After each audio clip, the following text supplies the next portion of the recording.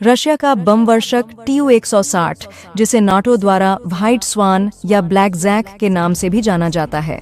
NATO में शामिल 32 देश रसिया के इस हथियार से इतना खौफ खाते हैं कि इन्होंने इसे स्पेशल नाम दिया हुआ है।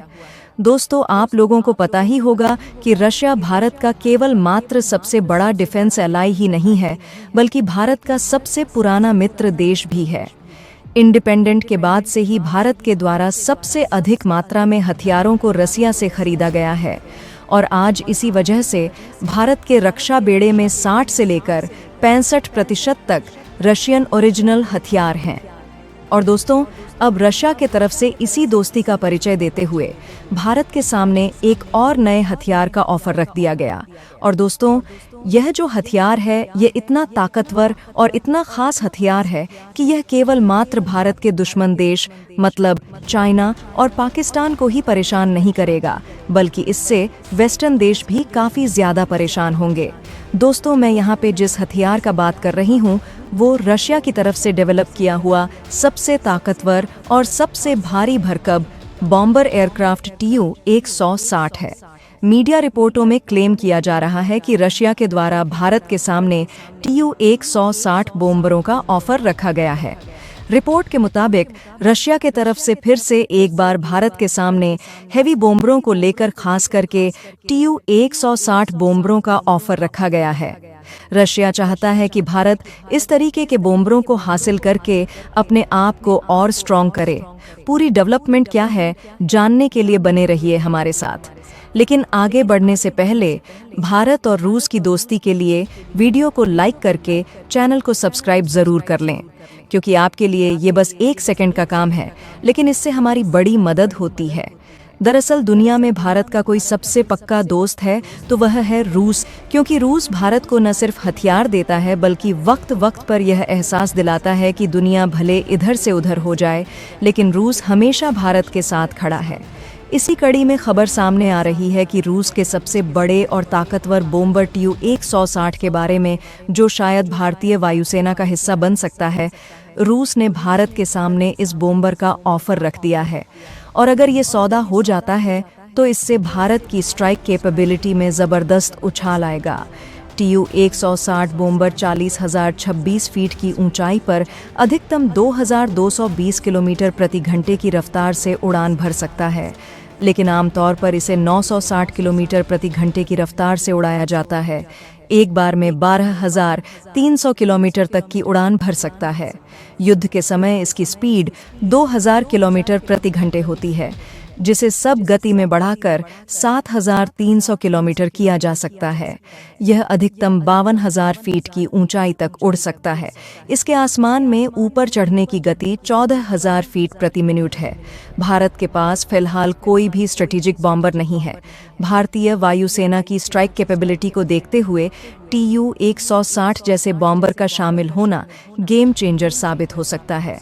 इससे न केवल चीन और पाकिस्तान के खिलाफ स्ट्राइक क्षमता भारत की बढ़ेगी, बल्कि वेस्टर्न देशों के मुकाबले में भी भारत अपनी स्थिति मजबूत कर सकता है।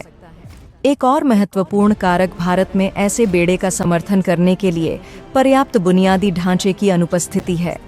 TU-160 को रखरखाव के लिए विशेष सुविधाओं की आवश्यकता होती है, जिसमें बड़े हैंगर, इसके टेक ऑफ और लैंडिंग की ज़रूरतों को पूरा करने में सक्षम विस्तारित रनवे और संभावित खतरों से दूर सुरक्षित स्थान शामिल हैं। भारत में मौजूदा एयरबेस मुख्य रूप से TU-160 जैसे भारी बमवर्षकों के बजाय हल्के सामरिक विमानों के लिए डिज़ाइन किए गए हैं। मौजूदा ठिकानों को अनुकूलित करने या नए बनाने में बड़े पैमाने पर बुनियादी ढांचे में बदलाव करना होगा, जिससे लागत और रसद संबंधी चुनौतियां बढ़ेंगी। भारतीय वायुसेना का वर्तमान ध्यान बहुउद्देशीय लड़ाकू विमानों के साथ अपने बेड़े को आधुनिक बनाने, अपनी मिसाइल रक्षा क्षमताओं को बढ़ाने और ड्रोन और अन्य असम्मित युद्ध उपकरणों में निवेश करने पर है, जो बहुमुखी प्रतिभा प्रदान करते हैं और समकालीन युद्ध रणनीतियों के साथ अधिक संरेखित हैं। TU-160 जैसे भारी बमवर्षकों की रणनीतिक आवश्यकता भारत के वर्तमान सैन्य सिद्धांत में फिट नहीं बैठती है, जो अंतर्महाद्वीपीय रणनीतिक बमबारी क्षमताओं पर क्षेत्रीय रक्षा और निरोध पर जोर देती है। ब्रिक्स समिट के दौरान ही ये ऑफर भारत को हुआ है और अंडर दी टेबल यानी कि अभी चुपचाप तरीके से भारत को ऑफर किया गया कि अगर आप चाहते हैं तो हमारा TU-160M बॉम्बर, जो कि TU-160 का एक एडवांस वर्जन है, एक नया वेरिएंट है, ये आप खरीद सकते हैं ताकि आप चीन को काउंटर कर सकें, क्योंकि चीन के पास इस समय H सीरीज़ के खासकर की H-20 बॉम्बर बहुत ज़्यादा संख्या में है। हालांकि वह स्टेल्थ नहीं है, ना ही सुपरसोनिक है, लेकिन फिर भी वह एक बॉम्बर विमान है। ऐसे में अगर हम चीन को हराना चाहते हैं इस एरिया में, तो हमें एक ऐसा बॉम्बर चाहिए जो H-20 को हरा सके, और ऐसे में TU-160 एकदम परफेक्ट है, क्योंकि सुपरसोनिक है, यानी कि टेक्नोलॉजी के मामले में H-20 के मुकाबला काफ़ी एडवांस है।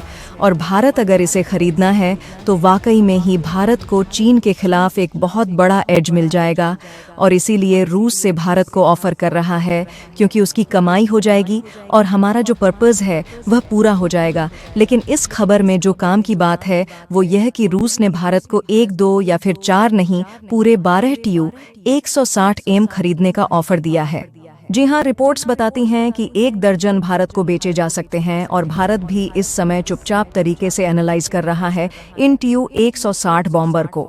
हालांकि यह बात याद रखिए कि अब से कुछ दिन पहले भारत के सामने एक नया ऑफर भी खुल चुका है। दरअसल अमेरिका के अंदर सत्ता परिवर्तन हो चुका है। ऐसे में जो अमेरिका का B-1 बॉम्बर है, जो कि रूस के इस TU-160 के मुकाबला बहुत नया है, ये तो 1960-70 के दशक का है, ये बिल्कुल नया है। B-1 टेक्नोलॉजी के मामले में ज़्यादा एडवांस है, कैपेबल ज़्यादा है, ये बात तो जग जाहिर है। और वो भारत को बेच देंगे, लेकिन फिर वो इलेक्शन हार गए, वो फिर डील आगे नहीं बढ़ पाई। लेकिन अब ये बढ़ जाएगी, क्योंकि उनके कार्यकाल में बहुत ज़्यादा एडवांस इक्विपमेंट, जो कि अमेरिका कुछ अपने साथी देशों को भी नहीं देता, वो दिए गए थे भारत को। इसीलिए रिपोर्ट रही हैं कि भारत अभी वेट करेगा, अभी कोई डिसीजन नहीं लेगा TU-160 पर। लेकिन एक बात तो तय हो गई है कि भारत अब बॉम्बर खरीदने जा रहा है, और इस पर फैसला अब भारत जल्द ही लेगा। इस पर ज़्यादा इंतज़ार नहीं किया जाएगा, क्योंकि चीन अभी के लिए शांत ज़रूर हुआ है, लेकिन भविष्य में भी शांत रहेगा। इसकी कोई गारंटी नहीं है, क्योंकि चीन धोखा देने में उस्ताद है। ऐसे में हमें हर सिचुएशन के लिए तैयार रहना होगा। ऐतिहासिक रूप से भारतीय वायुसेना ने समर्पित रणनीतिक बम वर्षक के बजाय बहुउद्देशीय लड़ाकू विमानों को प्राथमिकता दी है। TU-160M के संभावित अधिग्रहण से भारत की रक्षा स्थिति में महत्वपूर्ण बदलाव आएगा। यह अतिरिक्त विमान भारत की इंडो पैसिफिक क्षेत्र में शक्ति प्रक्षेपण की क्षमता को बढ़ाएगा और उभरते क्षेत्रीय खतरों के बीच एक दुर्जय निवारक के रूप में काम करेगा। वीडियो को लाइक, शेयर और चैनल को सब्सक्राइब जरूर कर लें। धन्यवाद।